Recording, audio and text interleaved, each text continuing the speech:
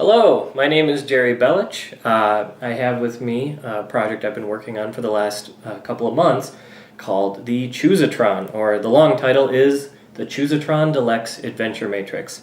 It is basically a choose-your-own-adventure arcade machine using a thermal printer as the output, a keypad for input from the user, and a coin acceptor for taking coins.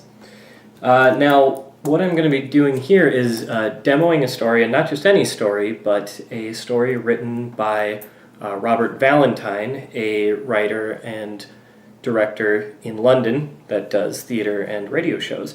He's the first person to submit a story to me, so the only one I've worked with up till now is my own demo story that I wrote, and I have not played his story yet, so I thought it would be fun to record the first playthrough, since one of the important things to me about the author and player relationship with Choose Your Own Adventure is how people make the choices that they do and why they do that.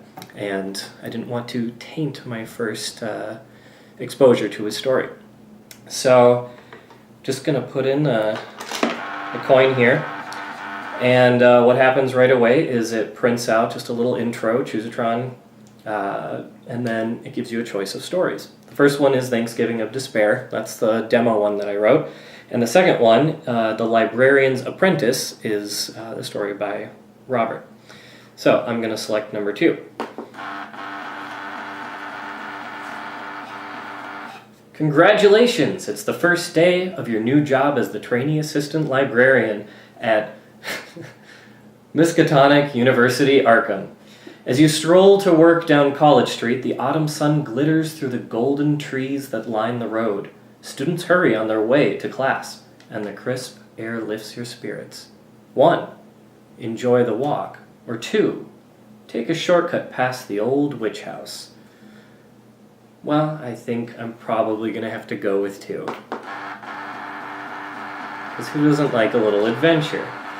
You arrive at the library 5 minutes early to find your new boss, Mr. Catchpole, feeding the library's guard dog in the vestibule. Following him inside, he swiftly shows you around and tells you that on no account are you to leave the front desk unattended. And he goes on to explain the library's unique filing system. 1. Pay close attention and make notes. 2. Don't worry too much, it's your first day. And I think I know better. I'm going to pay close attention. Someone from Anthropology Department calls Mr. Catchpole away at short notice, leaving you in charge of the library. He gives you the key to the occult books and cupboard and warns you to guard it closely.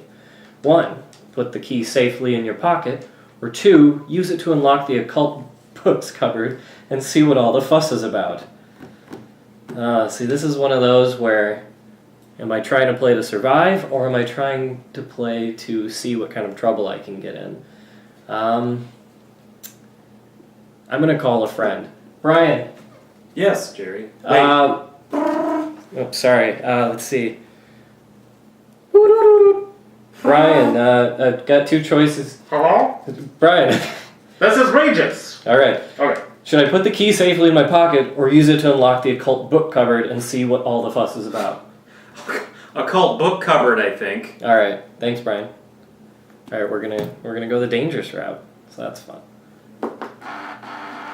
You unlock the occult cupboard and peer inside. There are lots of old books in there, including a tattered volume entitled... See, if I had my friend Tim here, I could probably read this. Or Pat. Una Sprachlichen Kulten by Friedrich von... Oh, it's just fake German, I think. Junts, and some loose pages bound with twine, which you recognize as fragmentary Book of Eben.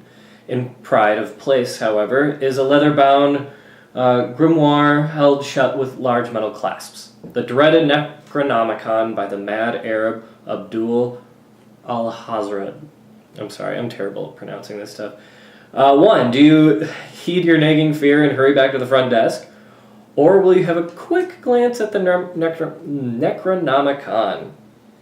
Am I a coward? You know what? I kind of want to see if I can survive. I probably am going to regret this, but I'm going to run to the front desk. Yeah. Yeah. Yeah. This is Brian, right on the front desk. All right. Sometime later, a fishy-looking student comes to you with a request for a book he can't find and asks you where it's kept. The oddly piscine freshman thanks you and heads off to the relevant dial. 1. Pat yourself on the back. Librarian! Or 2. Reward yourself with a sly glance at the Necronomicon. Kind of sly. You take the forbidden volume from the occult books cupboard and study its yellowing pages. Oh, see, I knew this is... and study its yellowing pages. The words of the Necronomicon are weird and obscure, but you're skilled enough to wrap your tongue around one of the simpler incantations and say a few lines out loud. In the next moment, you conjure a vast bubbling shaka into the middle of the reading room, and it digests you rapidly through its foaming outer membranes. Nasty. Well... Oh... And Robert, he even set the tag on this ending that I got to where I'm not allowed to continue, which was one of the options of the Choosatron. Otherwise, I'd be able to put in another coin, and I could jump back a number of choices and then keep going. So that was my first play. I did not make it all that far, and of course it's because I decided to succumb to a Necronomicon. So, nice thing about this is, now that it's done, we get to keep it. And I think that's a lot of fun.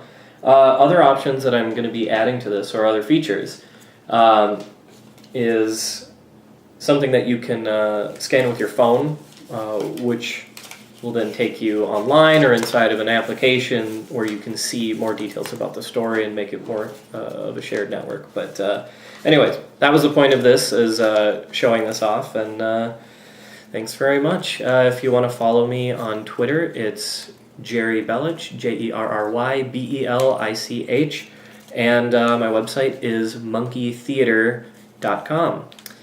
So go check it out. There's the writing guide and all of the source that you would need in order to write your own story for the Choosatron, which I'm open to anyone doing. So thanks again. Bye-bye.